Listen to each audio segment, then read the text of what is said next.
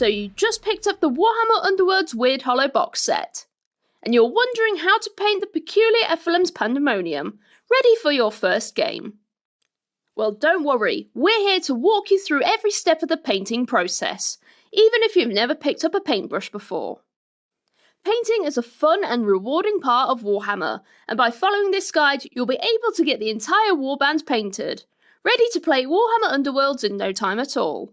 Before we start painting, you'll need to build your miniature. Have a look at our Painting Essentials Your Mini video for some top tips. You'll also need to gather some hobby items before you start.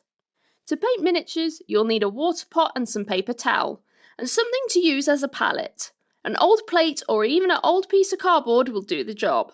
If you'd like to know more about setting up a painting area, we've got a handy video packed with helpful information. The paints we've used are listed on the screen now. We'll be showing you how to match the colours shown on the box art.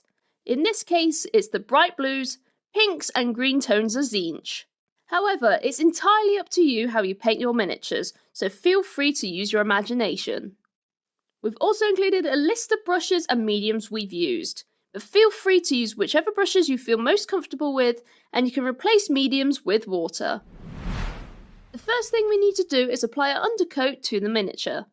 This forms a foundation for the rest of your paints to stick to, and is an important first step in the painting process.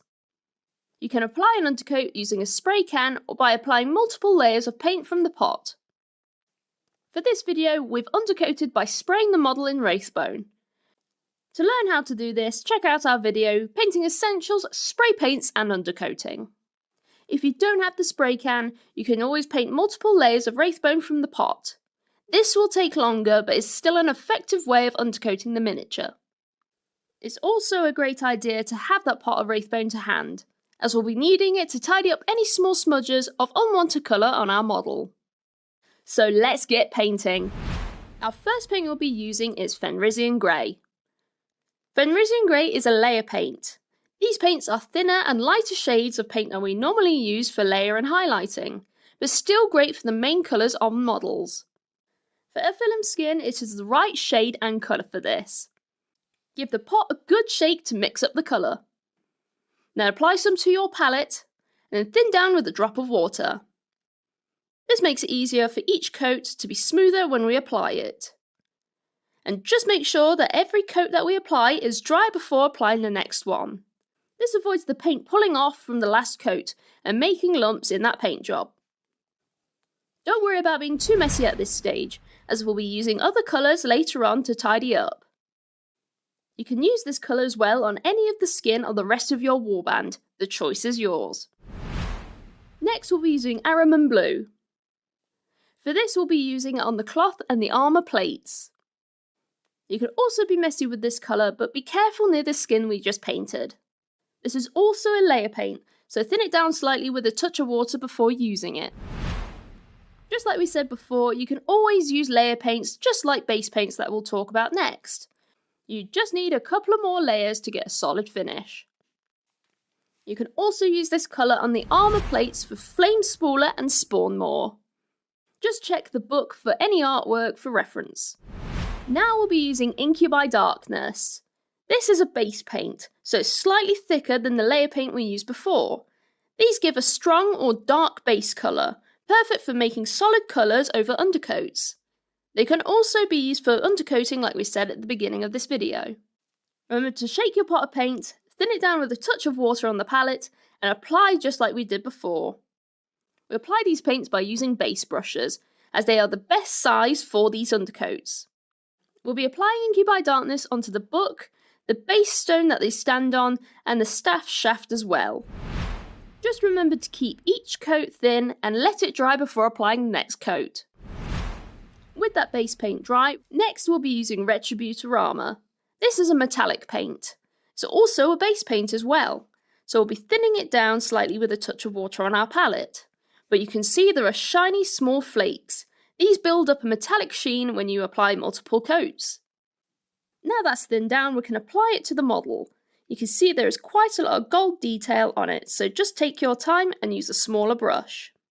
After a couple of thinner coats, you can see that it's a nice, smooth, shiny finish. Once we're finished with our gold details, we need to clean our paint water. This avoids us getting any metallic flakes into the rest of our colours, due to contamination of the water. Next we'll be using Corandras Green. This is a contrast paint.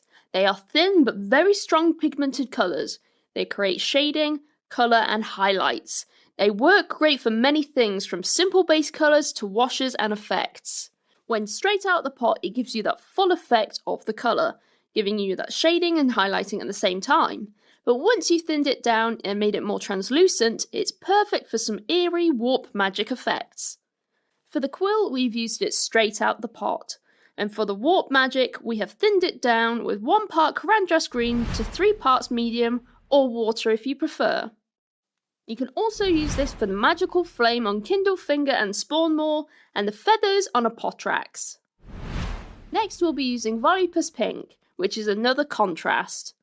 We'll be using this for the staff head, the tentacles on the base, and in that little book. And you can also use this for the body colours of a Potrax and Kindle Finger. Just like last time, you can either thin this down or use it straight out the pot. For this, we'll be using it just straight out the pot. To kind of break up that blue colour, we like to use a pink, as it gives a great balance to the model, but still works for the Tzeentchian colours of their magic. Just be careful how much contrast you apply, as it's quite thin and can run into other colours.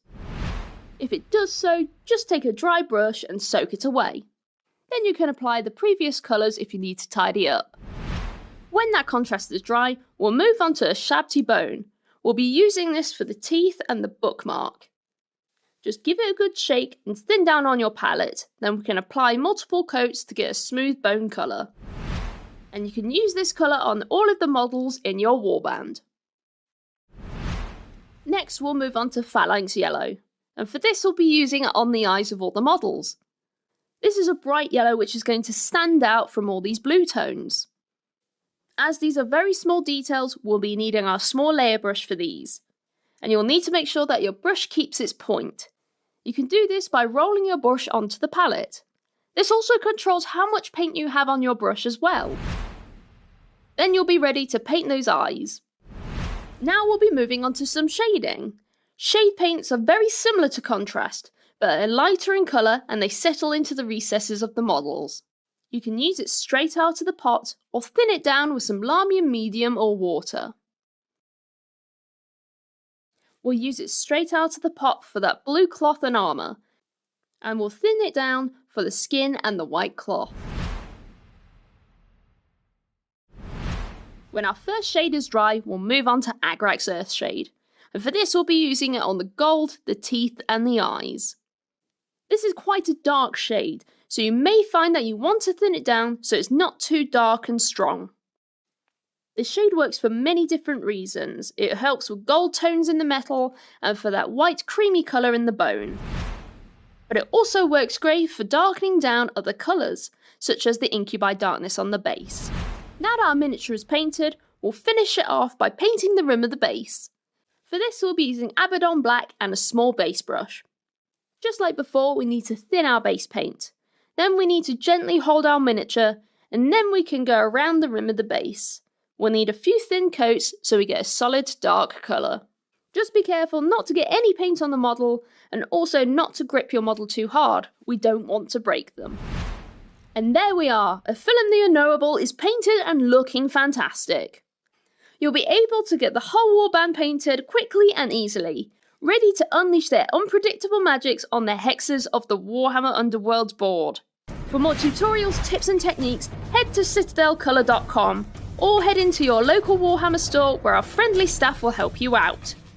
Well, we hope you enjoyed this video and we'll see you next time. Bye bye!